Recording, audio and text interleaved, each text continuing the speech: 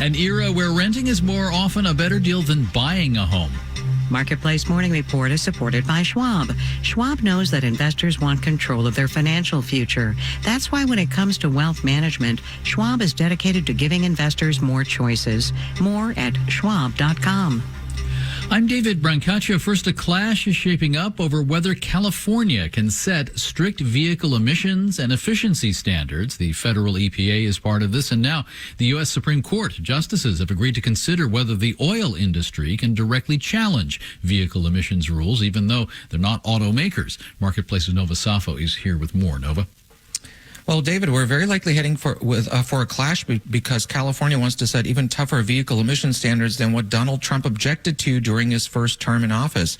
This time around, it would be a ban on the sale of all new gasoline engine vehicles in the state starting in 2035. New cars, not ones still on the road. California needs a waiver from federal rules to set this tougher standard. There are multiple reports now that the Biden administration is about to grant that waiver. And what happens in California, of course, is crucial because it's the biggest car market in the country. It has huge sway over the auto industry.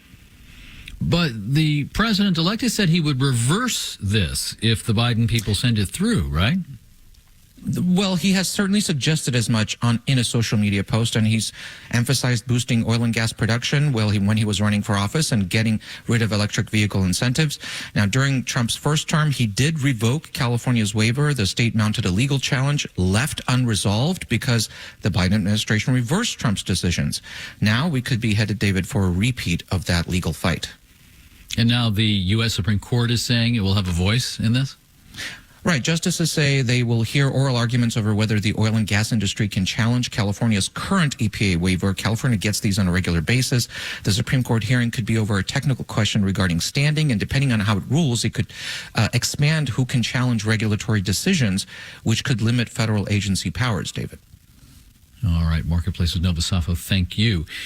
In an era of higher interest rates and not a lot of houses for sale, it's not a surprise that we're paying more for homes. What's surprising is how much more. New data from the real estate firm CBRE show that the average monthly mortgage payment for those buying a home today is about 75% higher than back in 2019.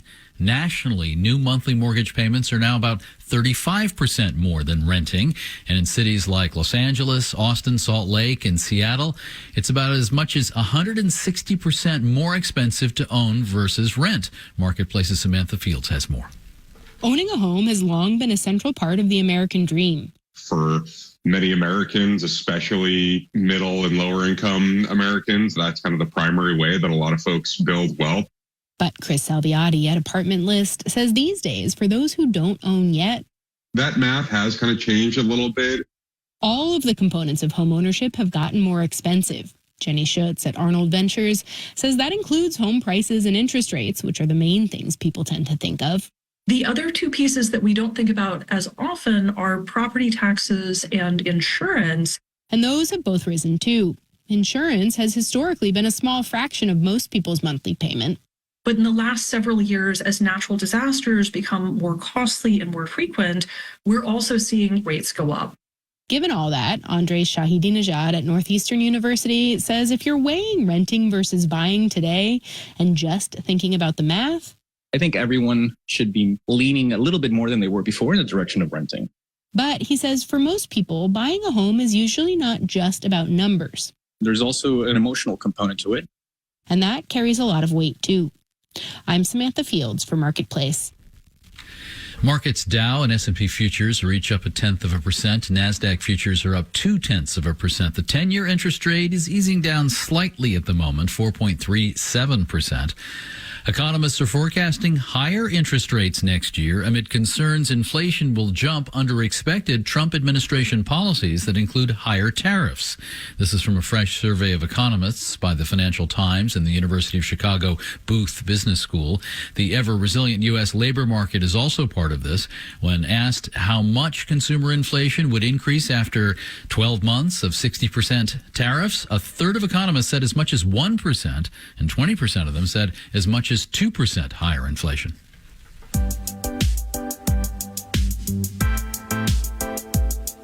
Marketplace Morning Report is supported by Progressive Insurance. Progressive is currently looking for individuals in a variety of career fields who are interested in building a career and joining an inclusive and unique culture. More information, including application, at progressive.com/careers. Last week, Google unveiled a new generation of its artificial intelligence system called Gemini. Now, this is not to be confused with OpenAI's ChatGPT or Microsoft Copilot or Meta's Llama. Marketplace's Matt Levin has an update on the AI arms race. Earlier this month, OpenAI announced a new premium subscription tier aimed at ChatGPT super users. For $200 a month, you basically get unfettered access to the latest and greatest version of their large language model. Amin Ahmad at the enterprise AI firm Vectara is an early subscriber, and he's impressed by its coding skills. It can write complete programs for me that would have taken a few days, or let's say I would have handed off to an intern in the past, and it does them for me in a few minutes. But Ahmad says even with its latest generation of AI products, the early technological lead OpenAI had is fading. Google, Meta, and other companies have released AI models that perform just as well, if not better, on many industry benchmarks.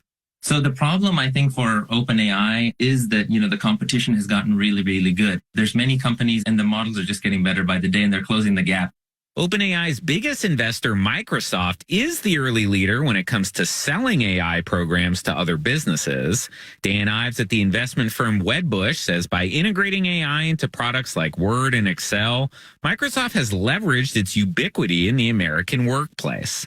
Enterprises rely and look at the foundation of Microsoft like bread and water for a typical person. And that's why they've benefited.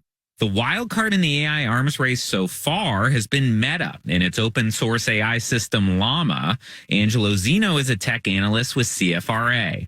They're kind of trying to get as many people or developers as possible onto their ecosystem, essentially giving the platform away for free before they actually start monetizing.